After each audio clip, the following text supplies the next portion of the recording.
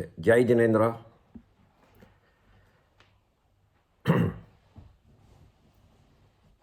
ગઈકાલે ગાંધી જયંતિ હતી. એમાં એમનું જે સૌથી ફેવરિટ ભજન હતું વૈષ્ણવ જન તો, એ જો તમને સમય મળે તો એકદમ ધીમેથી એક એક કડી સાંભળશો તો આપણા જૈન ધર્મના જ પ્રિન્સિપલો બધા જ એમાં છે. બહુ જ ફાઇન છે. હિન્દુઇઝમ ને જૈનિઝમમાં ઘણી બધી ચીજો મળતી આવે છે. મેઇન બે મોટા ફરક હોય છે. હું ખાલી સાઇડલાઇન 2 મિનિટ કહીને પછી આપણે ચાલુ કરીએ છીએ. એક, હિન્દુઇઝમમાં માને છે કે ભગવાન અવતાર લે છે જ્યારે જ્યારે જરૂર પડે ત્યારે. જૈનિઝમ માને છે કે એકવાર વિતરાગ થયા પછી એમને અવતાર લેવાનું હોતું નથી, ફરીથી શરીર ધારણ કરી અને નીચે આવવાનું નથી હોતું. આ મેઇન ફરક પહેલો. બીજો ફરક કે હિન્દુઇઝમમાં માને છે કે દેવ દેવી ભગવાન તમને તમારું બધું સારું કરી શકે, કાં તો બગાડી પણ શકે. તમે કેવી રીતે એમના યાદ કરો છો, કેવી રીતે એમની ભક્તિ કરો છો. જૈનિઝમ માને છે કોઈ કંઈ બગાડી શકતું નથી, કોઈ તમારું સુધારી નથી શકતું. કર્મની જ ફિલોસોફી ઉપર જૈન ધર્મ ખૂબ જ સ્ટ્રોંગ છે કે પોતાના જ કર્મ પોતે બાંધ્યા હોય એ જ સુધારી કે બગાડી શકે છે.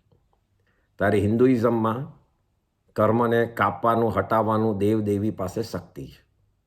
તો આ બે મેઇન ફરક છે. બાકી ઘણા બધા પ્રિન્સિપલો સેમ આવે છે અને બંને ધર્મ અનાદિકાળથી ચાલતો આવ્યો છે. કમિંગ બેક ટુ આપણું રત્નાકર 25. Again small recap. Acharya રત્નસુરી 13th સેન્ચુરીમાં થઈ ગયા. પશ્ચાતાપ પોતાનો પણ શિખામણ આપણને બધાને, આવતા જનરેશનને, કે તમે ક્યાં ક્યાં ભૂલ કરશો, કઈ પ્રકારની ભૂલ કરશો, એ તમે આ એક એક શ્લોક વાંચશો તો તમને ખ્યાલ આવશે. એક પણ જણ આમાંથી ભૂલ યાદ કરીને પશ્ચાતાપ કરશે તો એમને એમના શ્લોકો બધા વસૂલ થઈ ગયા એમ લાગશે. એટલે કારણ કે એક બી એવી ભૂલ નથી કે જે રત્નાકર 25માં ન આપી હોય. એકો એક આવે છે. અત્યાર સુધી આપણે 7 કડી કરી. હવે 8મી કડી જઈએ. આપણે દરેક વખતે કડી અને એમાં એક્સપ્લેનેશન લાંબુ કરીએ છીએ કારણ કે એની જોડે બીજું પણ ઘણું શીખવા મળે, નોલેજ મળે. એટલા માટે ખાલી કડીના ઉપર નથી હોતા. હવે 8મી કડી આપણે ચાલુ કરીએ.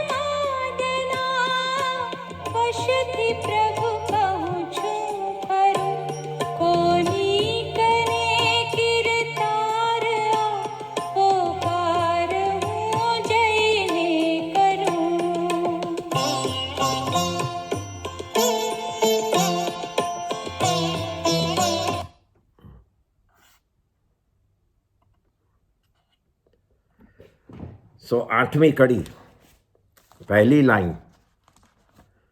ભમતા મહાભવ સાગરે પામ્યો પસાય આપના. પસાય શબ્દનો અર્થ તો એનો અર્થ છે કૃપા. આપની કૃપા મળી. શેમાં મળી?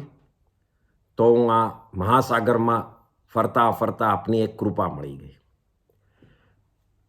હવે આપણે આ મહાસાગરને જરાક સમજીએ તો અહીંયા મહાભવ સાગર કેમ કીધું છે? જ્યારે જ્યારે ભવોની વાત આવે છે ત્યારે ઓલવેઝ એને સાગર જોડે કમ્પેર થાય છે. ગમે ત્યારે બી સાગર એક એવી ચીજ છે કે બે જગા, બે સાઈડ એની કોઈ દાડો દેખાતી ન હોય, એને સાગર કહેવાય. જો દેખાતી હોય, બે બેંક્સ દેખાતા હોય તો એ નદી કહેવાય છે, કાં તો ઝરણું કહેવાય છે. સાગર કોને કહેવાય? તો જેની એક સાઈડથી બીજી સાઈડ દેખાતી ન હોય એને. એટલા મોટા સાગરો હોય છે.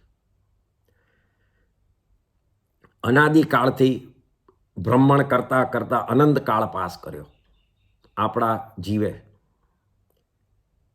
એક શ્રાવકે એક કેવળીને પૂછ્યું કે મેં કેટલા ભવો કર્યા છે. તો કેવળીએ જવાબ આપ્યો, આ એક શાસ્ત્રમાં આવે છે વાત, કે જે સ્વયંભૂ રમણ સમુદ્ર છે, એટલે કયો સમુદ્ર? જેણે 14 રાજલોક આપણે હમણાં કર્યું હતું, એમાં તમને ખ્યાલ હોય તો મધ્યલોકમાં એક દ્વીપ હતો, પછી સમુદ્ર, પછી દ્વીપ, પછી સમુદ્ર, એમ ચાલતું જ હતું. એમાં જે છેલ્લો સમુદ્ર આવે, જે સૌથી મોટો છે, એનું માપ અનંત યોજન છે, અસંખ્ય યોજન છે. એવો સમુદ્ર, એનું નામ છે સ્વયંભૂ રમણ સમુદ્ર. તો કેવળીએ કીધું કે એક ચકલી એ સમુદ્રનું પાણી મોઢામાં લે, જેટલું ચકલીના ચાંચમાં આવે એટલું પાણી, અને એ પાણીને બીજે ઠોલવી નાખે, તો એને તારે એક ભાવ સમજવો. એમ બીજું ચકલીમાં પાણી લે, એના ચાંચમાં ને ઠેલવે, એ બીજો ભાવ. એમ કરતા કરતા આખા સમુદ્રને ખાલી કરે એટલા ભાવો તે કરી કાઢ્યા છે. એવી રીતે એમને દાખલો આપ્યો. વિચાર કરો કેટલા ભાવો આપણે કર્યા છે. આવી રીતે આટલા મોટા સમુદ્રનું પાણી ચકલીને ચાંચે ભરી ભરીને જ્યારે અલગ કરે છે, એક એક ચાંચમાં ભરેલા ને એક એક ભાવ કરો તો અનંતા ભાવ આપણા થઈ ગયા છે. અસંખ્ય પણ નહીં, અનંતા ભાવ. તો આવા અનંતા ભાવો આપણે કર્યા. કર્મના સંયોગથી આપણે એક સ્થાનથી બીજે સ્થાને ગયા, પછી ત્રીજે સ્થાને ભમ્યા. જેમ લિફ્ટમાં ઉપર જાય અને નીચે જાય, એમ કોઈક વખત ઉચ્ચ ગતિમાં આવ્યા, કોઈક વખત નીચ ગતિમાં આવ્યા. સિદ્ધ મોક્ષશિલામાં, સિદ્ધમાં બી અનંતા જીવો જતા રહ્યા મુક્તિ પામીને. પણ સંસારમાં એનાથી ઘણા અનંતા જીવો છે. સંસારમાં 3 પ્રકારના જીવો છે, એ થોડુંક સમજીએ. એ 3 પ્રકાર થાય છે. જ્ઞાન, કે એના ચારિત્ર એના પ્રકાર નથી થતા, એ બધાના સરખું હોય છે. એનો પ્રકાર પડે છે કે મોક્ષમાં કોણ જશે અને કોણ નહીં જઈ શકે, એ એંગલથી એના પ્રકાર પડે છે. તો પહેલો પ્રકાર છે જેને ભવી જીવ કહેવાય છે. ભવી જીવ એટલે શું? તો ભવી જીવનું બંધારણ એવું હોય છે, કોન્સ્ટિટ્યુશન એવું હોય છે કે એ ગમે ત્યારે પણ ધર્મ પામશે, નિમિત્ત પામશે ધર્મની, અને પોતે મુક્તિ પામીને મોક્ષમાં જશે. બીજા જ જીવો છે જેને જાતિ ભવી કહેવાય છે, જાતિ ભવ્ય, એ બીજા પ્રકારના છે. એ લોકોનું બંધારણ કેવું છે? તો એ લોકોનું બંધારણ પણ ભવી જીવો જેવું જ છે. મોક્ષમાં જવાની તાકાત છે, પોસિબિલિટી છે, પણ એમને કોઈ નિમિત્ત નહીં મળે કોઈ દાડો કે જે એમને સાચી લાઈનમાં લાવી અને મોક્ષ તરફ લઈ જાય. એટલે જાતિ ભવ્ય જીવો પણ સંસારમાં જ રહ્યા કરવાના છે. બંધારણ છે ભવી જેવું, પણ નિમિત્ત નથી મળવાનું ભવીની જેમ, એટલે એ બિચારા અહીંયા જ રહેવાના છે. અને ત્રીજા જીવ છે એ અભવી જીવ. એ અભવી જીવને તો નિમિત્ત મળશે, બધું જ મળશે, પણ એમને ભાવ જ નહીં થાય કોઈ દાડો મોક્ષના. મોટામાં મોટી દીક્ષા લઈને સાધુપણું પાળશે. આગમમાં બતાડ્યું છે કે અભવી જીવનું ચારિત્ર પાળવાનું એટલું હાઈ લેવલનું છે, તીર્થંકર ભગવાન પોતાના જ્ઞાનમાં પણ એમાં ભૂલ નથી કાઢી શકતા. એટલા ઊંચા પ્રકારનું ચારિત્ર પાળે છે, પણ એમાં ભાવ નથી હોતા. ભાવ હોય છે દેવોના સુખો મેળવવાની, અહીંયા માન સન્માન લેવાની. એના હિસાબે એ લોકોને કોઈ ચારો સાચી શ્રદ્ધા બેસતી નથી અને એટલા જ માટે આ સંસારમાં ફર્યા રહેવાના છે. તો એ જીવો અભવી થયા. એમ જીવના બંધારણ 3 પ્રકારના છે. સવાલ એમ આવે છે કે આ બંધારણ કોણે કર્યા? તો જવાબ એ છે કે આ કુદરતી છે, નેચરલ છે. આનો કોઈ જવાબ નથી. આમ જ હતા. That is wear Jainism starts, કે જીવો આમ જ હતા, જ્ઞાનમાં સરખા પણ મોક્ષ પામવાનું પોસિબિલિટીમાં જુદા છે. એટલે અહીંયા ભવી જીવ, જાતિ ભવી અને અભવી એમ 3 પ્રકાર થાય છે.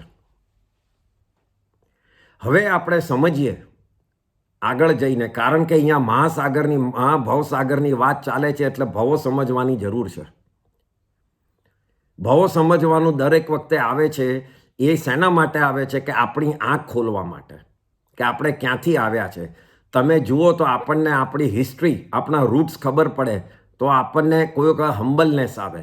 આપણા ફાધર કેટલું કામ કરી ગરીબાઈથી કમાઈને ઉપર આવ્યા ને આપણને અત્યારના એક ચીજ ન મળતી હોય તો પેટમાં દુખતું હોય છે. પણ એ વિચાર કરો કે એ ક્યાંથી આવ્યા છે. તો એ તમારામાં હમ્બલનેસ, પાસ્ટના રૂટ્સ સમજવાથી આવે છે. એવી જ રીતે આપણામાં ધર્મ, પાસ્ટના રૂટ સમજશું કે આપણે ક્યાંથી આવ્યા એના પરથી આવશે. એન્ડ દેટ ઇઝ વાય આ જૈન ધર્મમાં આ ભવોની વાતો આવ્યા કરે છે. તો આપણે એમાં સમજીએ સૌથી પહેલાં ભાવમાં કે જીવ ક્યાં હોય છે. તો જીવો જે જગાએ હોય છે, અસંખ્ય અનંતા જીવો, એને નિગોદ કહેવાય છે. એ શબ્દ છે નિગોદ. નિગોદમાં અનંતા જીવો છે. નિગોદ ક્યાં છે? તો નિગોદ છે આપણી આજુબાજુ બધે જ. આપણે હાથ આમ ફેરવીએ તો આપણી બાજુમાં જે હટી ગયા એ પણ નિગોદિયા જ છે, નિગોદના જ જીવો છે. નિગોદ 2 પ્રકારે છે, એક સૂક્ષ્મ અને એક બાદર, એટલે દેખાય એવા. એક ન દેખાય ને એક દેખાય એવા. સૂક્ષ્મ નિગોદ એ આપણી આજુબાજુ બધે જ ઠાંસીને ભર્યા છે 14 રાજલોકમાં. મોક્ષશિલાની ઉપર પણ છે, પણ એમને મોક્ષ જેવો આનંદ નથી, કારણ કે એમનો ભાવ મુક્તિવાળો નથી, હજી શરીરવાળો છે. એક જ શરીરમાં અસંખ્ય જીવો ફસાયેલા છે નિગોદમાં. એ સમયે સમયે એટલા ભવો કરે છે, જન્મ મરણ જન્મ મરણ જન્મ મરણ, એટલે એમને જન્મની વેદના અને મરણની વેદના થયા જ કરતી હોય છે કોન્સ્ટન્ટલી નિગોદમાં. અત્યારના વિચાર કરો કે આપણો એક જન્મ થાય એમાં કેટલું પેઇન થાય છે અને એક મરણમાં કેટલું પેઇન. એવું વિચાર કરો કે આ લોકોને કોન્સ્ટન્ટલી થયા કરે છે આ નિગોદમાં રહેલા જીવોને. આ સૂક્ષ્મ નિગોદ એ પણ વનસ્પતિ કાયનો એક પ્રકાર છે, વનસ્પતિનો જ પ્રકાર છે. અને બાદર નિગોદ ક્યાં છે? તો બાદર નિગોદ એ મુખ્ય છે બધા જ કંદમૂળમાં. એકો એક કંદમૂળને બાદર નિગોદ કીધો છે, જેમાં અસંખ્ય જીવો છે. સૂક્ષ્મમાં અનંતા જીવો અને બાદરમાં અસંખ્ય જીવો છે. એક એક કંદમૂળમાં અસંખ્ય જીવો છે. એટલે જ કંદમૂળને ત્યાગવાનું જૈન ધર્મમાં પહેલું કીધું છે. તમારે જીવો ઓછામાં ઓછા એને હાનિ કરવી હોય તો કંદમૂળ તમે છોડો. સાદું ખાવામાં બી જીવ છે, પણ એ પ્રત્યેક જીવ છે, એક એક જીવ. આમાં તો એક કંદમૂળમાં અસંખ્ય જીવો છે. એટલે આ રીતે નિગોદમાં જીવો છે બધા અને અનંતા જીવો છે. હવે જ્યારે એક આત્મા સિદ્ધ થાય છે, મોક્ષમાં જાય છે, ત્યારે એક જીવ નિગોદમાંથી બહાર આવે છે. એ બહાર કોણ આવે છે? તો બહાર આવનારો એક લોટરીની સિસ્ટમ પ્રમાણે છે. એનો ચાન્સ લાગી ગયો તો એ બહાર આવી ગયો. એવી રીતે બહાર આવી જાય છે. સિદ્ધમાં ગયેલા જીવોનું આપણા ઉપર આ કૃપા છે કે એ સિદ્ધમાં ગયા એટલે આપણે પણ એક સમયે નિગોદમાંથી બહાર આવી શક્યા. નહીં તો આપણો જીવ પણ આપણો આત્મા બી નિગોદમાં જ ફસાયેલો હોત. એટલે સિદ્ધ ઉપરની આપણી આ કૃપા છે એ એક જુદી પ્રકારની કૃપા છે જે આપણને નિગોદમાંથી બહાર કાઢ્યો. નિગોદમાંથી બહાર આવ્યા પછી એ 5 કાયમાં ફરે છે.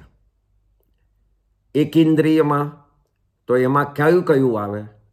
તો પૃથ્વીમાં, પાણીમાં, વાયુમાં, અગ્નિમાં અને વનસ્પતિમાં. આ 5 એકેન્દ્રિય જીવો છે. એ 5 એકેન્દ્રિય જીવમાં એ જીવ ફરતો જ હોય છે નિગોદમાંથી આવ્યા પછી. આપણે પણ એમાં ફર્યા છે.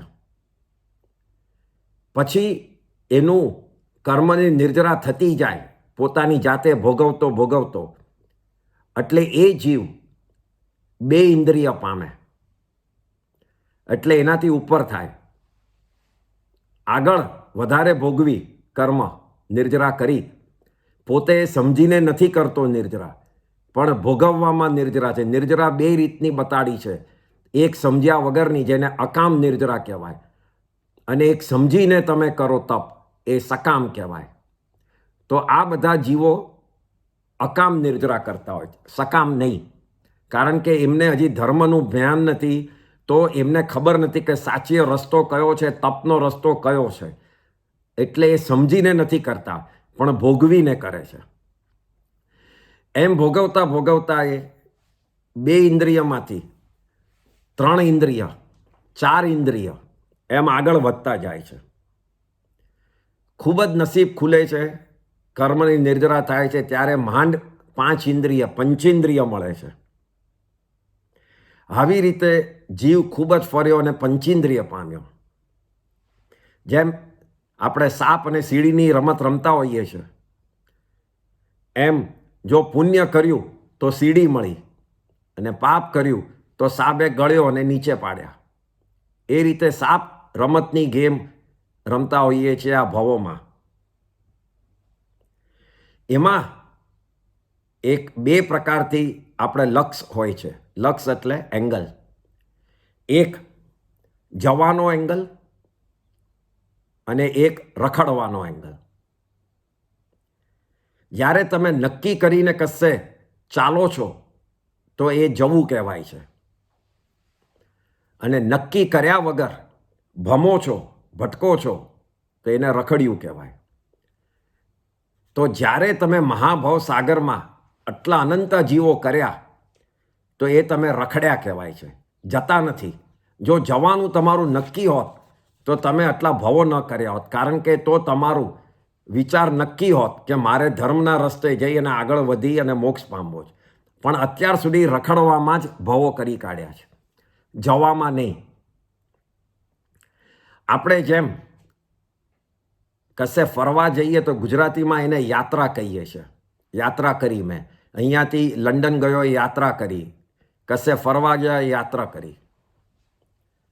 અને જ્યારે પવિત્ર સ્થાનોમાં જઈએ છીએ, અપાશ્રય દર્શન કરવા, મંદિરે જઈએ છીએ, જઈએ આપણે દૂર આપણે ટ્રાવેલ કરીને, તો એને જાત્રા કહેવાય છે. તો યાત્રા અને જાત્રામાં આ ફરક છે. આચાર્યજી અહીંયા કહે છે કે મેં સંસારમાં હું ઘણું રખડ્યો, ઘણી યાત્રાઓ કરી.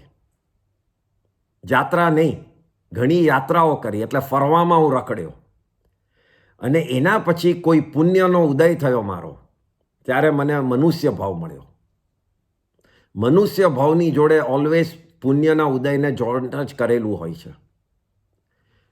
શ્રીમદ રાજચંદ્રજીનું એક જે સુંદર કાવ્ય છે એમાં પહેલી જ કડી છે, બહુ પુણ્ય કેરા પૂંજથી શુભ દેહ માનવ ન મળ્યો. એ પણ શું કહે છે કે તમે પુણ્ય બહુ કર્યું છે એનાથી મનુષ્યનો દેહ મળ્યો તમને. જ્યાં જ્યાં તમને મનુષ્યનો ભાવની વાત આવશે ત્યાં પુણ્યોદયથી જ મળે છે. પાપો ઉદયથી મનુષ્ય ભાવ નથી મળતો. પાપો ઉદયથી તિર્યંશ કાં તો નારકી મળે છે. પછી મનુષ્ય ભાવમાં તમે કેવા કાર્ય કરો છો ને પાપ બાંધો છો એ જુદી વાત છે, પણ ભાવ તો પુણ્યનો કહેવાય. પાપનો ભાવ તો તિર્યંશ અને નારકી કહેવાય છે. આમ પુણ્યના યોગથી તમને મનુષ્ય ભાવ મળ્યો. પછી એમાં વધારે પુણ્ય કર્યું તો જૈન ધર્મ મળ્યો. એનાથી આગળ તો ભગવાનની દેશના સાંભળવા મળ્યું, ચોપડીઓ વાંચવા મળી, આગમો વાંચવા મળ્યા, વ્યાખ્યાન સાંભળવા મળ્યા. પછી એ વ્યાખ્યાન અને દેશના ઉપર શ્રદ્ધા બેઠી. શ્રદ્ધા બેઠા પછી મન થયું કે હવે હું આ પ્રમાણે કરું. ભગવાને જે તપ કરવાનું કર્યું, ભગવાને જે સંવર લેવાનું કીધું છે એ પ્રમાણે હું શ્રાવક પડું અને સાધુપણું પાળું. તો આ રીતે મનુષ્ય ભાવથી માંડીને ધર્મનું મળવું, એમાં શ્રદ્ધા બેસવી અને એ પ્રમાણે પાળવું, આ બધું જ બહુ જ દુર્લભ, એટલે ખૂબ જ રેર ચીજ કહેવાય છે. એ ઉત્તરાધન સૂત્રમાં એક એની કડી આવે છે. આમ પ્રભુને કહે છે કે તમારી પાસથી મને 3 રત્ન મળી ગયા. જ્ઞાન, દર્શન અને ચારિત્રવાળા રત્નો, જેના વગર મોક્ષ નથી.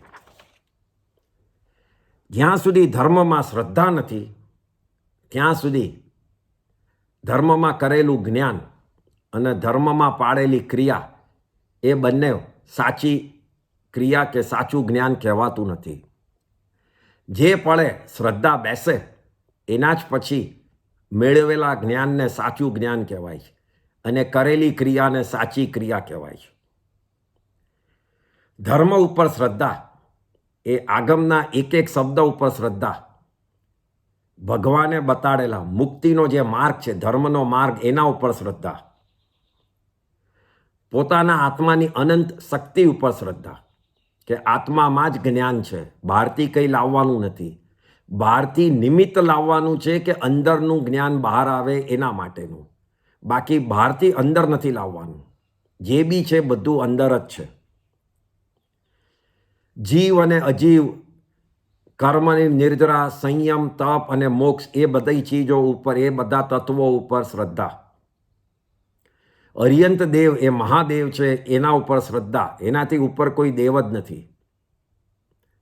આ બધી સમ્યક્ત્વ કહેવાય છે. આ બધી શ્રદ્ધાના પાત્ર છે. આવું બધું જો આપણા મગજમાં હોય તો આપણે સમજવું કે મને સંકિત થયેલું છે, મને સમ્યક દર્શન થયેલું છે, તો મારો મોક્ષ નજીક છે. ભયથી કોઈ પણ દેવ દેવીની પૂજા કરીએ કે મારું બધું સારું કરી કાઢે, એનાથી મિથ્યાત્વમાં પડવાની પોસિબિલિટી છે. આપણા ભાવ બદલાઈ જાય તો મિથ્યાત્વમાં પડી જઈએ. એટલે દેવ દેવીના પૂજા કરવાનું જૈન ધર્મમાં ના પાડી છે, કરવાની ના પાડી છે. હરિયંત દેવ સિવાય કોઈ પણ દેવ દેવીની પૂજા કરવી, એમાં કોઈક વખત મિથ્યાત્વમાં પડી જવાનો ભય હોય છે. એનો અર્થ એમ નથી કે દેવ દેવીઓનું ઇન્સલ્ટ કરવું, એ સન્માનથી સાઈડ પર રહેવા દેવું, કોઈનું ઇન્સલ્ટ કરવું નહીં. પણ એ મારું સુધારી શકશે એ વૃત્તિથી, એ મગજથી એમની પૂજા કરવાની જરૂર નથી. બીજું કે ઘણીવાર તમે સાંભળ્યું હશે કે આ જગાએ નહીં જતા તમે મિથ્યાત્વ થઈ જશો, અહીંયા નહીં જતા મિથ્યાત્વ. તો એ સાવ ખોટી વાત છે. કોઈ પણ જગાથી મિથ્યાત્વ આવતું નથી. તમે મંદિરમાં જાઓ, મસ્જિદમાં જાઓ, ચર્ચમાં જાઓ, કશેક બી જાઓ, એનાથી માણસ મિથ્યાત્વ થતો નથી, એની શ્રદ્ધા જતી નથી. ત્યાં જઈ અને જો ભાવ બદલાયા તમારા, જૈન ધર્મની શ્રદ્ધા ગઈ, તો તમે મિથ્યાત્વ થાઓ છો. મિથ્યાત્વ થવું કે સમ્યક દર્શન રહેવું એ ભાવથી છે, ક્રિયાથી નથી. એટલે તમે કશેક બી જાઓ એનો ભય નહીં રાખતા કે હું મિથ્યાત્વ થઈ જઈશ. કોઈક વખત ફેમિલીના કારણના હિસાબે કશે જવું પડે. કોઈક વખત કોઈ હિન્દુ ફેમિલીમાં બી આપણા લગ્ન થયા હોય ફેમિલીના, અને એને ફેમિલીનું રિસ્પેક્ટ રાખવા જવું પડે, તો એમાં કંઈ મિથ્યાત્વ નથી. મગજમાં એ જ રાખે કે હરિયંત ભગવાન સિવાય કોઈ ઉપર નથી, અને ત્યાં જઈ અને ફેમિલી પ્રમાણે પૂજાએ કરવી પડે તો ભલે કરે. કારણ કે ઇન્સલ્ટ કરવાનું એ તો ભગવાને પહેલાં ના પાડી છે. ફેમિલીમાં અસંપ રાખવાનું એ ભગવાને પહેલી ના પાડી છે. એટલે સંપ રાખવા માટે બી કરવું પડે, પણ ભાવ અંદર હરિયંત ભગવાનના જ હોય, નવકાર મંત્રના જ હોય, તો તમે સમ્યક્ત્વમાં જ છો, મિથ્યાત્વમાં નથી. આ બહુ સિમ્પલ સમજવાનું છે. ઝઘડો કરીને સમ્યક્ત્વ રાખી નથી શકવાના, ઝઘડા વગર જ રાખી શકશો. તો આમ શ્રદ્ધા સિવાય જીવના ભ્રમણ પૂરા નથી થવાના. એકવાર શ્રદ્ધા બેસે પછી મનુષ્ય ભાવ દુર્લભ કેમ થાય છે? તો એનું રીઝન છે કે એમાં સાધુપણું પડે છે. તમે તિર્યંચ એટલે એનિમલ્સમાં તમે શ્રાવક બની શકો, પણ સાધુ તો ખાલી મનુષ્યમાં બનાય છે, અને મનુષ્યમાં જ મોક્ષમાં જવાય છે. બીજા કોઈ પણ ગતિમાંથી મોક્ષમાં જવાતું નથી. આચાર્યજી અહીંયા પ્રભુને કહે છે કે તમારી કૃપાથી મને જ્ઞાન, દર્શન, ચારિત્ર જેવા રત્નો મળ્યા, જે ખૂબ જ દુષ્કર હતા, એટલે ડિફિકલ્ટ હતા, ખૂબ જ રેર હતા. પણ એ પણ મેં શેનાથી ગુમાવ્યા? તો નેક્સ્ટ કડીમાં કહે છે પ્રમાદથી મેં ગુમાવ્યા. પ્રમાદને પણ સમજવા જેવી ચીજ છે. પ્રમાદનો અર્થ શું છે? તો પ્રમાદનો અર્થ આપણે વ્યવહારથી શું કહીએ છીએ? આળસને આપણે પ્રમાદ કહીએ છીએ. પણ એકચ્યુઅલમાં આળસ અને પ્રમાદ એ બે જુદી ચીજ છે. જ્યારે પોતાનું કોઈ કામ કરવાનું મન ન થાય, ઉઠવાનું ન થાય મન, એને આળસ કહેવાય છે. આજે મને ઓફિસે જવાનો કંટાળો આવે છે, તો એ આળસ કહેવાય. મને આજે કંઈ વાંચવાનો કંટાળો આવે છે, એ આળસ કહેવાય. તો એને આળસ કહેવાય છે, જેને આપણે ઇંગ્લિશમાં લેઝીનેસ કહીએ છીએ. તો એ થયું આળસનું ડેફિનેશન. પ્રમાદનું ડેફિનેશન ક્યારે શું કહેવાય અને પ્રમાદ ક્યારે આવે? તો પ્રમાદના 5 પ્રકાર છે કે જેના હિસાબે પ્રમાદ આવે છે. પહેલો પ્રકાર છે મદ, એટલે મદિરા, ઇન્ટોક્સિકેશન. દારૂ, બિયર, વાઇન, વિસ્કી, એ બધાથી તમારું મગજ એટલું ફરેલું અંદર જ રહે છે કે તમને કોઈ સારા વિચારો આવી નથી શકતા, એટલે તમે પ્રમાદમાં જ પડ્યા રહો છો. એને પ્રમાદ કહેવાય. સારા વિચારો ન કરવા, એને પ્રમાદ છે. બીજો પ્રકાર છે વિષય. વિષય એટલે 5 ઇન્દ્રિયો. 5 ઇન્દ્રિયોમાં આસક્તિ. ખાવાનો શોખ, પહેરવાનો શોખ, મ્યુઝિક સાંભળવાનો શોખ, મૂવીઝ જોવાનો શોખ. એ 5 ઇન્દ્રિયો એમાં તમે વાપરી, એમાં તમે પ્રમાદ કરો છો. ત્રીજો પ્રકાર છે કસાય. એ બધાને જ ખબર છે, 4 કસાય છે: ક્રોધ, માન, માયા, લોભ. જેટલો અતિ તમે ક્રોધ કરો, માન કરો કે માયા કરો અને લોભમાં પડ્યા રહ્યો, તો એ બધો સમય તમારો એમાં જ જશે, એ કસાયોમાં જ. એટલે તમને સારું કરવાનું ઈચ્છા ક્યાં તો સમય જ નહીં મળે. ચોથો પ્રકાર છે નિદ્રા, ઊંઘવાનું. આપણી લાઈફનો 1/3 ભાગ આપણે ઊંઘીએ છીએ. 8 કલાક ઊંઘવાની વાત આવે છે. 24 કલાકમાંથી 1/3 ભાગ તો આપણે લાઈફ એમાં કાઢી. એટલે એ પ્રમાદ જ છે, બીજું કંઈ નહીં. અને 5મો પ્રકાર છે વિકથા કહેવાય છે. વિકથા એટલે અનનેસેસરી ડિસ્કશન. આજના તારીખમાં આપણે જોઈએ તો મેગેઝિન્સ વાંચીએ, ન્યૂઝપેપર વાંચીએ, નોવેલ્સ વાંચીએ, ફેસબુકમાં ટાઈમ કાઢીએ, વેબમાં બ્રાઉઝિંગ કરીએ, એ બધું આડું અવળું જેટલું કરતા હોઈએ છીએ એ બધું પ્રમાદ છે. એમ આ 5 પ્રકાર, મદ, વિષય, કસાય, નિદ્રા અને વિકથા, આ 5 પ્રકાર આપણને રોંગ લાઈનમાં લઈ જાય છે, પ્રમાદી બનાવી દે છે. આપણે પ્રમાદ 2 રીતે કરીએ છીએ. એક, કોઈ પણ કામ આપણે મોડું કરીએ, સારું કામ, તો એ પ્રમાદ કર્યો કહેવાય. કોઈ પણ સારું કામ, એનો દાખલો હમણાં આપું છું. કોઈ પણ સારું કામ તમે મોડું કરો, એ પ્રમાદી. અને તમારી શક્તિ હોય, તમારામાં તાકાત હોય અને સારું કામ ચાલુ જ નથી કરતા, એ પણ બીજો પ્રકાર પ્રમાદ. દાખલા તરીકે સમાયિક, તો સમાયિકનો દાખલો આપું તો તમને સમાયિક આવડે છે પણ તમે કરતા નથી, તો એ પ્રમાદી કહેવાય. અને સમાયિક નથી આવડતું પણ શીખવાની કોશિશ નથી કરતા, એ બીજો પ્રકાર, તો એ પણ પ્રમાદી કહેવાય. એક આવડે છે ને કરતા નથી, અને બીજું નથી આવડતું પણ એ શીખવાની કોશિશ નથી કરતા, તો એ પણ પ્રમાદ છે.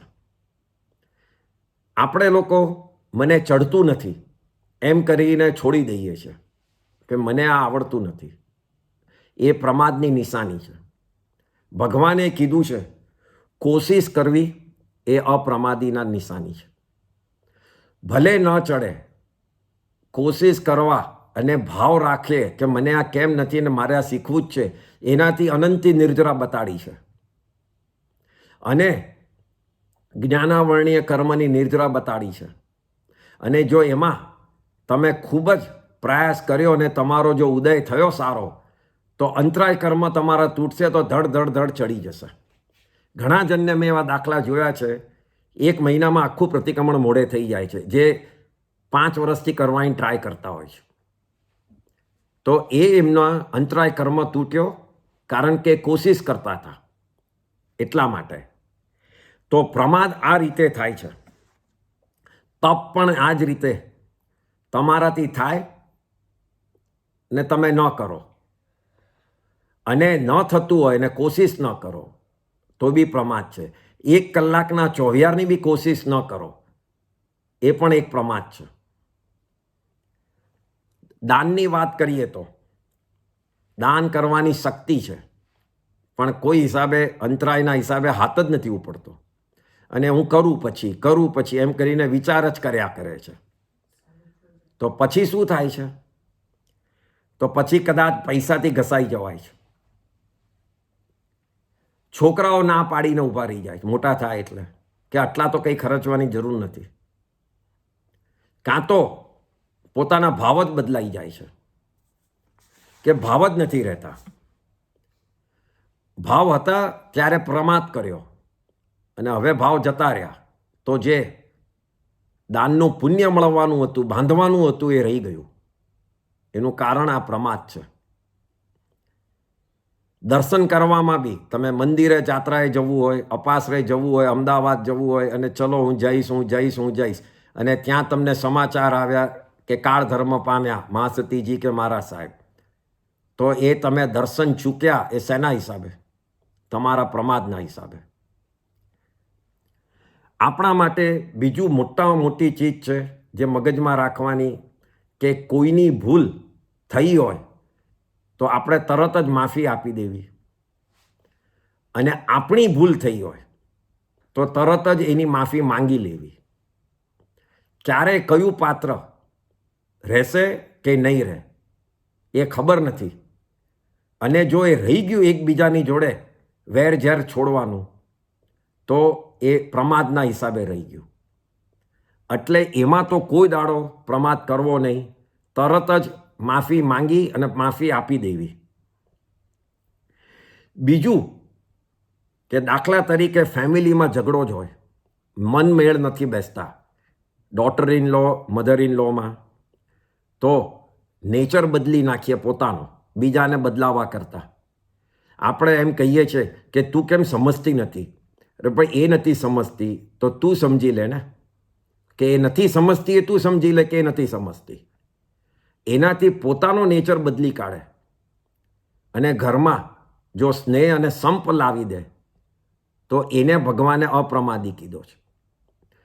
શ્રાવક માટે સ્નેહ અને સંપ લાવવો એ ધાર્મિક પ્રવૃત્તિ છે, ભલે સંસાર માટે હોય. કારણ કે બોટમ લાઈન, રાગ અને દ્વેષ ઘટાડ્યા એ ધાર્મિક પ્રવૃત્તિ છે. અનંત કર્મ બંધાય છે રાગ અને દ્વેષથી, અને જે જગાએ આપણે રાગ અને દ્વેષ ઘટાડી શકીએ શ્રાવક તરીકે, તો એને તમે ધર્મની પ્રવૃત્તિ સમજજો અને એના હિસાબે તમે અપ્રમાદી સમજજો. પણ જો ઝઘડો ચાલુ જ રાખ્યો, સંપ રાખ્યો જ નહીં, સ્નેહ રહેવા ન દીધો તો તમે એ પ્રમાદીમાં ગણાશો. એમ પ્રમાદી ને અપ્રમાદી આપણા માટે એક્સપ્લેનેશન થાય છે. જગતમાં તમે જુઓ તો 3 ડિવિઝન થઈ ગયા છે. એક ડિવિઝન છે જેને કહેવાય છે મૂલ્યથી મળે. મૂલ્ય એટલે you can by, physically you can by. Like પૈસા આપીને તમે ફેસિલિટીઝ બાય કરી શકો, તમે આરામ બાય કરી શકો છો, પ્લેઝર બાય કરી શકો છો. એને મૂલ્યથી મળે એમ કહેવાય, મૂલ્યવાન. બીજો પ્રકાર છે મૂલ્ય વગરની, એટલે has no value and also કોઈ રીઝન નથી બાય કરવાનું, કારણ કે કોઈ વેલ્યુ જ નથી. દાખલા તરીકે કચરો હોય કે કોઈ અનવોન્ટેડ ચીજ હોય, તમને જરૂર જ ન હોય, તો તમારા માટે એ મૂલ્ય વગરની થઈ ગઈ. યુ હેવ નો રીઝન કે બાય, એ મૂલ્ય વગરની ચીજ. અને ત્રીજી છે એ મૂલ્યાતીત કહેવાય છે. મૂલ્યાતીત એટલે has a good value, very high value, but you cannot buy. Like true friendship, good family relations, peaceful mind, interest in religion, પુણ્યના કામો. આ બધી જ ચીજ મૂલ્યાતીત છે. કારણ કે બધી જ ચીજ સુંદર છે, એકદમ જ હાઈ લેવલની છે, પણ તમે બાય નથી કરી શકતા, ખરીદી નથી શકતા.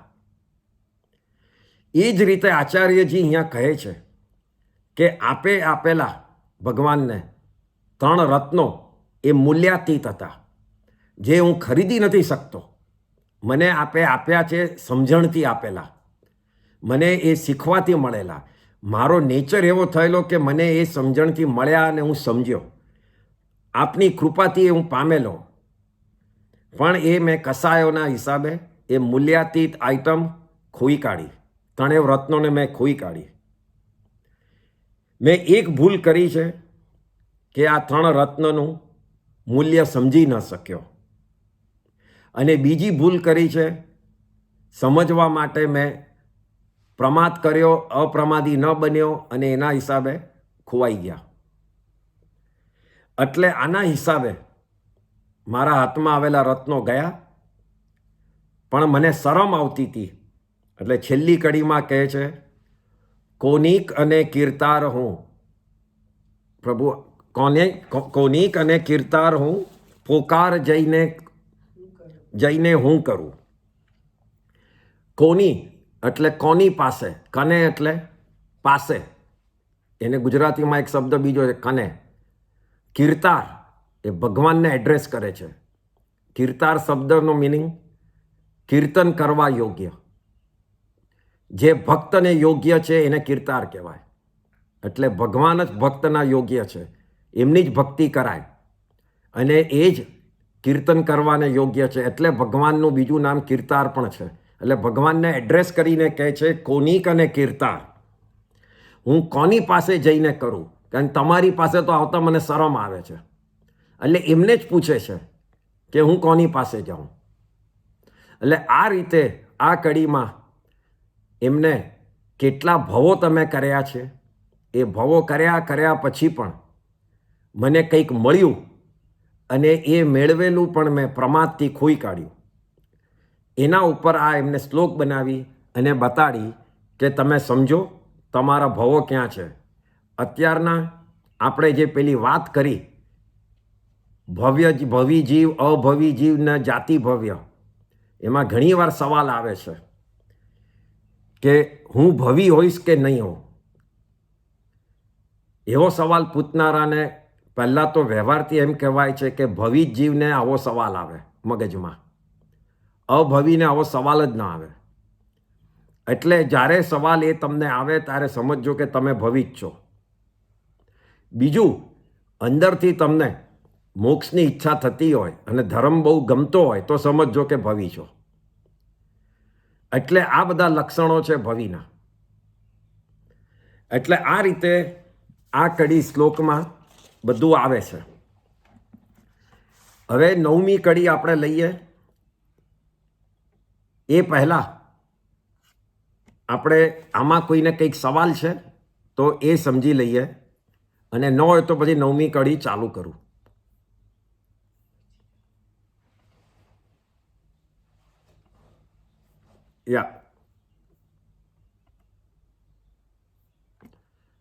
આમાં કોઈને સવાલ હોય તો, નહીં તો 9મી કડી આપણે ચાલુ કરીએ.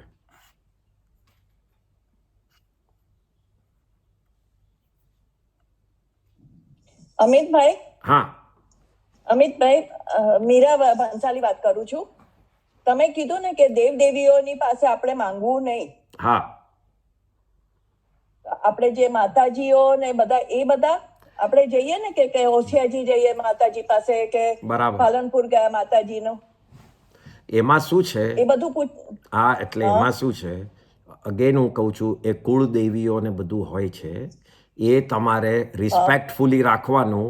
પણ જો જૈન ધર્મ તમે બરાબર સમજ્યા હોય તો તમારે ત્યાં જઈ અને મારે કંઈ સારું થાય, મારું બગડે નહીં, એ તમે વિચાર કરીને એ પૂજા કરો તો એ તમે તમારા ભય, જે તમારું ભય છે એના ઉપર તમને, તમારા પોતાના કર્મ ઉપર તમને શંકા થાય છે, એટલા માટે તમે એ પગે લાગો છો. બાકી તમે દેવીની કે દેવની ઇન્સલ્ટ ન કરો ત્યાં સુધી કોઈ પ્રોબ્લેમ જ નથી.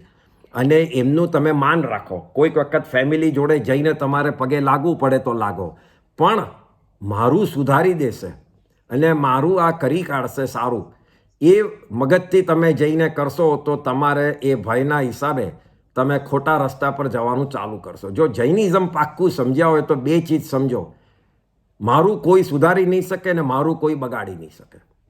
આટલું સોલિડ તમારે રહેવું પડશે જો જૈનિઝમના સાચા રસ્તે પર જવું હશે તો.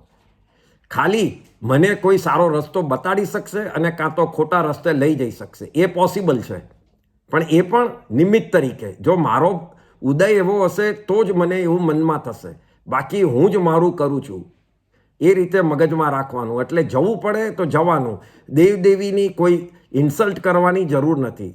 અને એમાં પણ જો આ બધા સમકીતી દેવદેવીઓ હશે સમ્યકદર્શી, તો એ લોકોને તો ઓર ગમશે કે તમે હરિયન ભગવાનને જ પગે લાગો છો, નવકાર મંત્રને જ તમે સાચો મંત્ર ગણો છો, તો એમે એ દેવદેવીઓને પ્રોબ્લેમ નથી.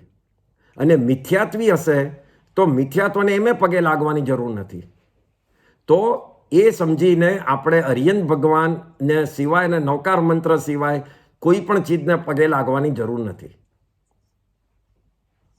એટલે દેવદેવીઓને પગે લાગવાની વાત કઈ વાંધો નથી, પણ આપણે ઘણી વાર બધી માનતાઓ માનીએ છીએ કે ઓસિયાજી જઈશ તો હા, એટલે માનતા એક જાતનો ભય છે.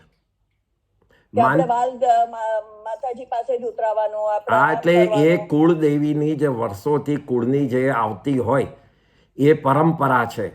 એ પરંપરામાંથી જો તમે જૈન ધર્મ બરાબર સમજો અને તમારે પરંપરામાંથી નીકળવું હોય તો એ તમારી ઈચ્છા છે. તમારે હાથ જોડીને નવકાર મંત્ર ગણીને નીકળી શકાય છે. અને પછી એ છોડ્યું મેં, કારણ કે હવે મને સમજણ પડી છે કે પરંપરામાં જે મારા ફાધર ને ગ્રેન્ડફાધર ને ગ્રેટ ગ્રેન્ડફાધર કરતા હતા એની જરૂર નથી, કારણ કે હું હવે કર્મની થિયરી, મારા આત્મા અને જૈન ધર્મને બરાબર સમજ્યો છું. તો તમે એને હાથ જોડી અને તમે એ છોડી શકો છો. પછી તમને કંઈ પણ સારું ખરાબ થાય તો એ તમે મેં છોડ્યું એ ભય નહીં રાખવાનો, કારણ કે જે સારું કે ખરાબ થાય એ તમારા કર્મના ઉદયથી થાય છે. એ તમે છોડ્યુંના હિસાબે નથી થતા. એ મગજમાં જો એ પાછું આવ્યું તો કાયમનો તમારા મગજમાં ભય રહી જશે. એટલે જ્યારે પાક્કા થઈ જાઓ કે હું સારું કે મારું ખરાબ હું જ કરું છું, ત્યારે હાથ જોડીને છોડી દેવાનું. માનતા માનવાનું જૈન ધર્મમાં બતાડ્યું જ નથી. એ માનતા માનવી એટલે આપણે ના લેવાય, એવી રીતે આપણે માનતા ના લેવાય કે હું જ્યાં સુધી ઘંટા કર્માવીરના દર્શન ના કરું ત્યાં સુધી મારે ઘી છોડી દેવાનું, મારે મીઠાઈ છોડી દેવાનું, ના, બધું કઈ એ માનતા કંઈ કરવાની જરૂર નથી. દર્શન કરવું હોય તો જઈને કરી આવો જ, બાકી માનતા માનવાની જરૂર નથી. ભાવ રાખો કે ત્યાં સુધી મારે બહુ જ ઈચ્છા છે, ભાવ રાખો, અને પ્રમાદ ન કરવો હોય તો જલ્દી જઈ આવો, તમને જે ઈચ્છા હોય એ પ્રમાણે. પણ માનતાઓ માનવી એ જૈન ધર્મમાં કીધું નથી. ઓકે, એમાં માનતા માનવામાં શું છે હું તમને કહું કે એમાં એક જૈન ધર્મમાં શબ્દ આવે છે નિયાણું બાંધ્યું. એ નિયાણું શું કે તમે પાસ્ટમાં કોઈ તમે બહુ તપ કર્યું હોય, સમજો કે તમે 28 કરી અને તમે એમાં એમ કીધું તમારા ઘરમાં કંઈ પ્રોબ્લેમ આવ્યો તો તમે કીધું કે અમે 28 કરી હોય, મને એનું જો ફળ મળે તો મારો આ પ્રોબ્લેમ જતો રહે. તો એ જે તમે એ જે તમે નક્કી કર્યું એ તમે એને નિયાણું બાંધ્યું કહેવાય. એટલે 28 જેટલા મોટી નિર્જરાનું તમે ફળ ખાલી નાનકડા પ્રોબ્લેમ માટે તમે કાઢ્યું. એટલે આના હિસાબે જૈન ધર્મમાં કોઈ પણ માનતા અને કોઈ પણ નિયાણા બાંધવાની વાત નથી. જૈન ધર્મમાં જે બી તમે કર્મ નિર્જરા કરો છો એનું ફળ તમને આગળ મળશે જ, એની હમણાં એ વિચાર કરવાની જરૂર નથી. અને ફળના હિસાબે બી હું સારું કામ કરું એ વિચાર કરવાની જરૂર નથી. સારું કામ છે એટલે હું સારું કરું છું, કારણ કે ફળ ઓટોમેટિકલી મળશે. તમારું ફળ કોઈ લઈ નહીં જઈ શકે. એટલે આ મને સારું દેખાય છે એટલે હું કરું છું. કેટલું ફળ મળશે એ જોવાની જરૂર નથી. Okay okay, got it. Yeah thank you. યા બીજા કોઈને કંઈ સવાલ?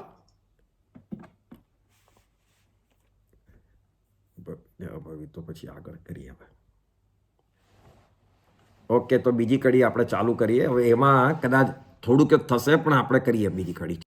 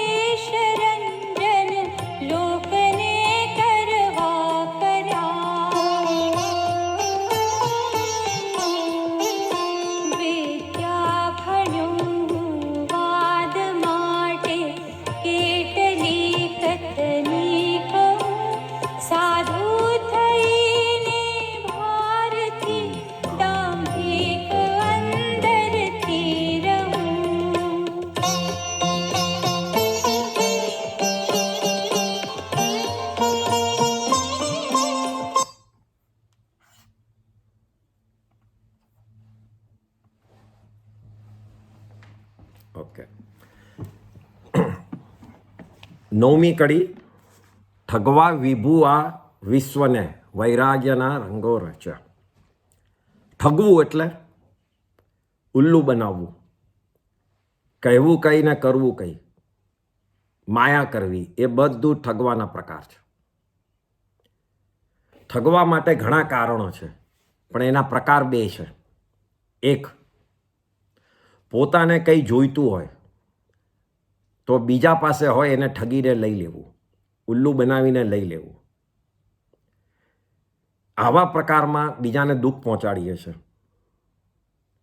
આમાં આપણે જૂઠું બોલીએ, ચોરી કરીએ, પરિગ્રહ, આવી બધી જ ખરાબ ટેવોનો યુઝ કરીએ છીએ આપણે.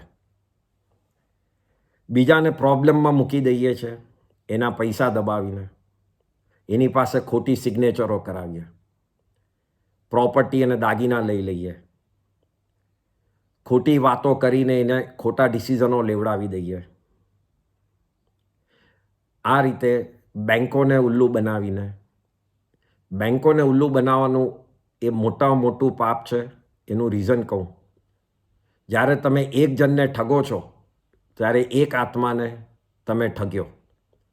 બેંકના પૈસા દબાવો છો ત્યારે એમાં અનેકના પૈસા હોય છે, એટલે તમે ઘણા આત્માઓને એકસાથે ઠગ્યા. એ રીતે તમારે ઘણા આત્મા જોડે એના નિશાસા આવે કે કંઈ પણ આવે તો તમે એની જોડે વેરઝેર બાંધો છો. એટલે ઠગવાના હિસાબે નહીં. હા, તકલીફમાં આવો અને ચૂકવી ન શકો પણ ભાવ હોય ચૂકવવાના તો એ ઠગ્યું ન કહેવાય, કારણ કે ચડતી ઉતરતી આવે જ છે અને એમાં પ્રોબ્લેમ આવે છે. કોઈ વખત ધંધો ફેલ જાય, બધું જ થાય, પણ તમારા ભાવ ઠગવાના હતા નહીં, કોઈને ઉલ્લુ બનાવવાના નહોતા, તો એ બરાબર છે. પણ હોવા છતાં બી તમે નથી ચૂકવવા, કાં તો મારે વધારે રાખવા છે એટલે ઉલ્લુ બનાવીને લઈ લઉં, તો એ ઠગ્યું કહેવાય. બીજો પ્રકાર છે કે પોતે દંભી બને. દંભી એટલે ફેક બતાડવો છે પોતાની જાતને. એટલે પોતાનું જે રૂપ છે એના કરતાં બીજું રૂપ બતાડવું છું. પૈસા ન હોય પણ પૈસાદાર તરીકે બતાડવું છે. પ્રોસ્પેરિટી ન હોય તો એ બતાડવી છે કે ચારે બાજુ મારી પાસે બધું જ છે, જમીન, ઘર, ગાડી બધું જ છે. છોકરા છોકરીની સગાઈ કરવું હોય તો પોતા ફેમિલીનું ખોટું આપણી ઇમેજ બતાડવી કે જો અમારે કેટલો સંપ છે. અંદર અંદર તો બોલતા ન હોય પણ બહુ જ સારી રીતે બતાડવું હોય બધું. અને જ્યારે બી આપણે ઘણીવાર જોઈએ છે છોકરાઓ લગ્નના એજમાં થાય છે ત્યારે ઓટોમેટિકલી સ્વભાવ બધાના સુધરી જાય છે અને જેવા લગ્નો પટી જાય છે પાછા જેમ હતા એમ થઈ જાય છે. આવા ઘણા દાખલાઓ જોયા હશે, કારણ કે એ વખતે એમને સગાઈઓ કરવાનું હોય છે. જ્ઞાનની બાબતમાં પણ ઘણીવાર કોઈ સવાલ પૂછ્યો અને પેલા સામેવાળાને પોતાને જ્ઞાની સમજતો હોય અને જવાબ ન હોય તો એમ કહેવાને બદલે કે ભાઈ હું જોઈને કહીશ, મને હમણાં ખ્યાલ નથી, પોતે કંઈ પણ જવાબ આપી દેશે. તો આમાં એ પોતાની જાતને ઠગ્યો એણે.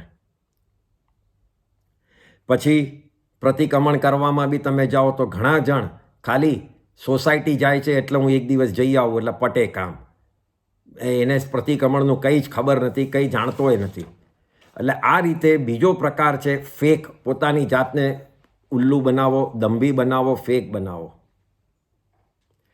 એટલે આમાં આચાર્યજી કહે છે કે મેં સાધુ વેશ લીધો પણ સાધુપણું નહીં લીધું. એટલે વેશ અને પણામાં ફરક શું? તો વેશ એ દ્રવ્ય છે. હું સાધુ દેખાયો ખરી પણ સાધુપણું એટલે સાધુના ભાવ ન રાખ્યા. સંસારમાં રહેલા ઘણા શ્રાવકોને સાધુના ભાવો હોય છે અને સાધુ બનેલા ઘણા જણને શ્રાવક કરતાં બી હલકા ભાવો હોય છે. એટલે વેશ રાખવો અને એમાં ભાવ રાખવા એ બે ચીજ અલગ અલગ છે. તીર્થંકર જ્યારે સંસારમાં હોય છે ત્યારે એમના ભાવ કાયમના, એ ભોગ ભોગવ્યા હોય છે તો બી એમના ભાવ કાયમ સંસારની બહાર જ હોય છે. આગમમાં એક જ દાખલો આના માટે બતાડ્યો છે જે મેં આગળ પણ ઘણા લેક્ચરમાં કરેલું હતું અને એ અગેન બતાડું છું, કારણ કે આગમમાં આપેલું જ છે એટલે ઇટ ઇઝ નેસેસરી કે એ જ દાખલો કહેવાનો. એ દાખલો છે કમળનો. તો કમળ એક એવું ફ્લાવર છે કે જેમાં બે ચીજ છે. સૌથી પ્યોર ફોર્મ પણ છે જે એની ઉપર, જે ફ્લાવર ઇટસેલ્ફ એ પ્યોર છે અને એના રૂટ્સ છે એ સૌથી કાદવમાં છે. એટલે આગમમાં એમ કહે છે કે આપણો જીવ સંસારમાં હોવા, સંસાર રૂપી કાદવમાં હોવા છતાં બી આપણે કમળ રૂપી પ્યોર રહેવાનું છે. અને એનો બીજો શબ્દ કે અલિપ્ત, એટલે કાદવથી લિપ્ત નહીં થવું, એટલે કાદવથી મેલા નહીં થવું, એનાથી અલગ રહેવું. એ રીતે સંસારમાં રહેવાનું છે એમ ભગવાને કીધું છે. સંસાર છોડવો એ ફિઝિકલ છોડવાની વાત જ નથી અહીંયા જૈન ધર્મમાં, અંદરથી ભાવથી છોડવાની વાત છે. એક વખત હું મારા ગુરુદેવ પાસે ગયો હતો અને કીધું કે તમે હમણાં આ બહુ દૂર એક નાનકડા ગામમાં હતા, એકદમ જ ફાઇન ક્વાયટ જગા અને એકદમ કોઈ અવાજ નહીં આ તે. એટલે મેં જઈને ત્યાં બેઠો હું મારું 10મું વ્રત કરવા. ત્યારે મેં એમને કીધું કે કેટલી શાંતિની જગા છે, અહીંયા કેટલું ધ્યાન રહી શકે અને આ શાંતિના હિસાબે હું ઘણું આગળ વધી શકું. ત્યારે મને એમને કીધું કે તું જે આગળ વધે છે એ તારી શાંતિના હિસાબે નહીં, આજુબાજુમાં વાતાવરણની શાંતિથી વધે છે. જો તારી શાંતિથી તારે વધવું હોય તો અમદાવાદના જબરજસ્ત હોર્ન મારતી અને અવાજ કરતી જગામાં બેસીને તારું આવું જ મન રહે તો તું સમજજે કે તું તારી શાંતિથી આગળ વધ્યો છે. એટલે આપણે શાંતિ લેવા કોઈ જગા નથી શોધવાની, અંદર જ જવાનું છે. અને એ જે દિવસે અવાજમાં આપણને શાંતિ લાગશે, સમાયિક કરતી વખતે કોઈ પણ બેલ નહીં સમજાય, ફોનની રિંગ નહીં સમજાય, ત્યારે આપણે સમજજો કે આપણે સાચી શાંતિથી સમાયિક કરીએ છીએ. આના વગર તો ધ્યાન આપણું એમાં જ જતું રહેશે. એટલે આ રીતે અલિપ્ત થવાની વાત છે. આવતી 24મીમાં હું તમને શ્રાવકપણાની તાકાત કહું છું તમે આવતી 24 જે છે આ ભરત ક્ષેત્રમાં, જેમાં પહેલા તીર્થંકર શ્રેણિક રાજા થવાના છે પદ્મનાભ નામના, એ 24ના નામ તમે જોશો અને કયા કયા આત્માઓ એમાં તીર્થંકર છે, તો જો હું ભૂલ ન કરતો હું તો 14 કે 16 આત્માઓ શ્રાવકના છે. શ્રાવકપણાથી તીર્થંકર નામ ગોત્ર બાંધ્યું. શ્રાવકપણામાં આટલી શક્તિ છે. એટલે આપણા દરેકમાં આટલી શક્તિ છે કે આજે તીર્થંકર ગોત્ર બાંધો કે ન બાંધો પણ એક ભવી તો થઈ જ શકીએ છીએ હમણાં, જો આપણે એવી પ્રકારની શ્રદ્ધા ને એવા પ્રકારના ભાવ રાખીએ તો. એક ભાવ અહીંયાથી દેવલોક અને દેવથી મહાવિદ્ય ક્ષેત્રમાં જઈ અને મોક્ષ એ પામી શકીએ છીએ આપણા ભાવના હિસાબે. 5મો આરો નડતો નથી એમાં. એમ શ્રાવકના ભાવમાં બી વૈરાગ્ય હોય છે. અંતરાય નડતો હતો એટલે દીક્ષા નથી લીધી, પણ અંતરાય તૂટશે ત્યારે લેવાઈ જશે. ભાવ એવા હોવા જોઈએ. આચાર્યજી સાધુ બન્યા, સંત બન્યા, ઘણા શિષ્ય થયા, એમને માન સન્માન પ્રસિદ્ધિ પામ્યા, પણ પોતે જ પોતાની આત્મનિંદા કરે છે કે હું મારા જ્ઞાન વૈભવના કારણે લોકોમાં શ્રદ્ધા ભક્તિનું પાત્ર બન્યો નહીં, અને મારું હાર્ટ જ મને, મારું હૃદય જ મને કરે છે કે મેં ભોળા ભક્તજનોને ઠગ્યા મારું પોતાનું સન્માન કરાવવા, તો આગળ જઈને મારી શું હાલત થશે, અને મારે કેટલા આવી માયા કરવાથી મારા કેટલા ભાવો વધી જશે. એ પ્રકારે પોતે જ પોતાનું આત્મનિંદા કરે છે. મને લોકો આચાર્ય માને છે, માન સન્માન આપે છે, પણ મને હવે તો એમ જ લાગે છે કે મેં સાધુ વેશ લોકોને ઠગવા જ પહેર્યો હતો. એ રીતે આચાર્ય પોતે પોતાની આત્મનિંદા કરે છે. આ રીતે પહેલી કડીમાં આવે છે, ઠગવા પ્રભુ આ વિશ્વને વૈરાગ્યના રંગો રંગ્યા, અને ધર્મનો ઉપદેશ રંજન લોકને કરવા કીધો. હવે બીજી કડી આપણે જો ચાલુ કરીએ તો થોડો સમય લાગશે. તો અહીંયા આચાર્યજી કહે છે કે ધર્મનો ઉપદેશ મેં આપ્યો, વ્યાખ્યાન આપ્યા, પણ કયા આપ્યા? લોકોને જેમાં રસ પડતો હતો એ રીતે આપ્યા, ગોઠવીને આપ્યા. ઉપદેશ સાચો ઉપદેશ માટે નહીં, લોકોને શું સાંભળવું હતું એ પ્રમાણે મેં આપ્યા. અને એ રંજન એટલે મનોરંજન કરવા માટે આપ્યું લોકોને. અત્યારના બી ઘણી જગાએ ઓરિજિનલ પ્રતિક્રમણ નથી કરાતું કે હવે આપણે આમ બદલી લઈએ. ભગવાને આગમમાં બતાડ્યું છે દીક્ષા કોને કહેવાય, તો એ દીક્ષાનો મિનિંગ બદલી કાઢીએ, એની ક્રિયા બદલી કાઢીએ, અને હવે પોતે કહીએ કે આમ આ રીતે કરવાથી તું દીક્ષાર્થી થઈ ગયો, આમ કરવાથી તું શ્રાવક બની ગયો. એમ લોકોને જેમ ગમે છે. ઘણા જણને બહુ પ્રોબ્લેમ નથી જોઈતો, સમાયિક કરવું કંટાળો આવે છે, તો સમાયિક વગર બી તું ચિંતન કરતો, તું સમાયિક પ્રમાણે જ કરતો થઈ ગયો. એટલે તમને શું ભાવે છે એ રીતે હું ભેળ બનાવીને આપું, તો એ લોકોને રંજન કર્યું કહેવાય. મેં ધર્મ નથી શીખવાડ્યો, પણ તમને શું ગમે છે એ મેં આપ્યું. એટલે તમને તો એ ગમતું થયું, એટલે તમે તો એકદમ ખુશ થઈ ગયા કે જો ધર્મ કેવો ફાઇન છે.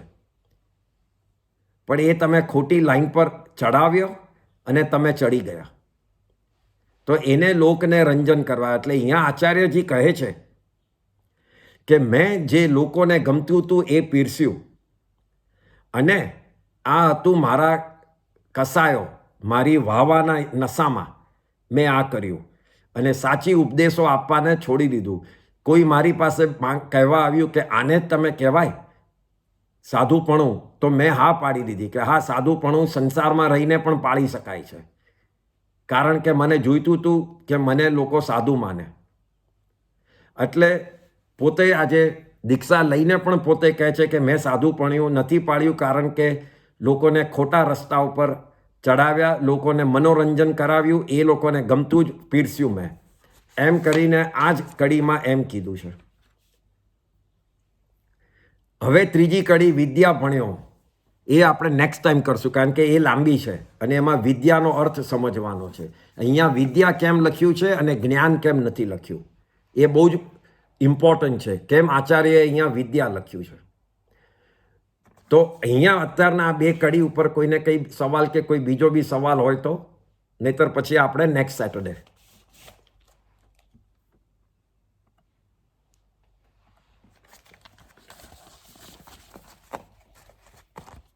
કંઈ પણ સવાલ છે? અમિતભાઈ? હાજી. અમિતભાઈ, અમારે કુલદેવી ચામુંડી માતાની જયંતિ થાય તો